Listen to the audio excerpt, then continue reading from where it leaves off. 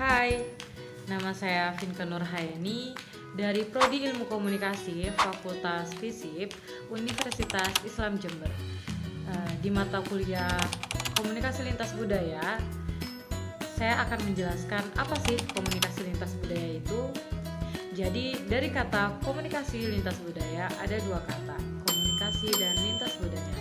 Saya akan menjelaskan dari komunikasi. Apa sih komunikasi itu? Saya akan menjelaskan dari model komunikasi Laswell.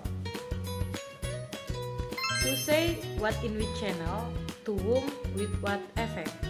Dari siapa yang mengatakan, dengan media apa, kepada siapa, sehingga mendapatkan feedback apa. Itulah penjelasan singkat dari komunikasi. Yang kedua ialah lintas budaya. Apa sih lintas budaya itu?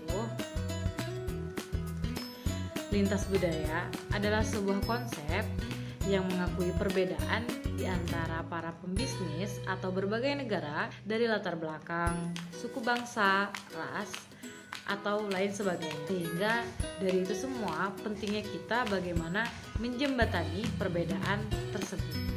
Sehingga dapat kita pahami, komunikasi lintas budaya merupakan proses pertukaran pikiran serta makna antar orang-orang yang tidak selaras budaya. Komunikasi antar budaya juga menyampaikan definisi komunikasi antar budaya atau komunikasi lintas budaya, sehingga menjadi pernyataan diri antar pribadi yang paling efektif antara dua orang yang saling tidak sama latar belakang budayanya. Komunikasi lintas budaya juga pada pengertian yang lebih luas artinya pertukaran pesan yang disampaikan secara mulut, tertulis, bahkan secara imager antar dua orang yang tidak sinkron latar belakang budaya. Lalu saya akan menjelaskan karakteristik komunikasi lintas budaya. Ada beberapa macam karakteristik komunikasi lintas budaya, antara lain yang pertama, ada dua atau lebih kebudayaan yang terlibat dalam komunikasi tersebut. Yang kedua, ada jalan atau tujuan yang sama yang akhirnya menciptakan komunikasi tersebut.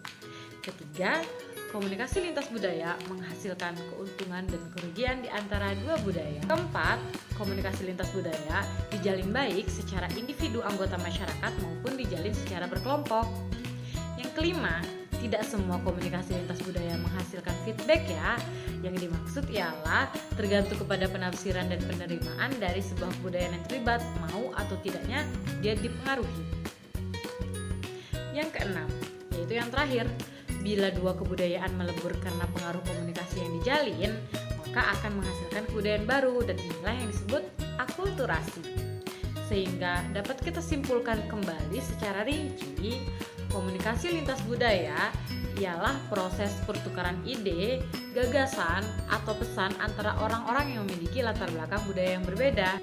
Nah, apa sih tujuan dari komunikasi lintas budaya? Saya akan menjelaskan ya.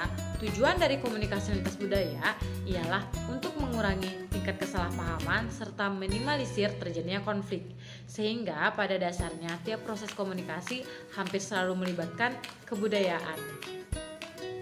Segala kesalahpahaman yang ada di komunikasi tersebut, semua juga penyelesaiannya dapat dilakukan dengan komunikasi, dengan feedback yang kita dapat, sehingga dari feedback yang kita dapat, semua permasalahan akan selesai.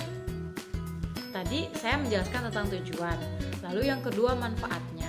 Apa sih manfaat dari komunikasi lintas budaya tersebut? Dari komunikasi lintas budaya, kita juga dapat meningkatkan pemahaman dan toleransi antar budaya agar kita lebih menghargai dari budaya satu hingga budaya yang lainnya.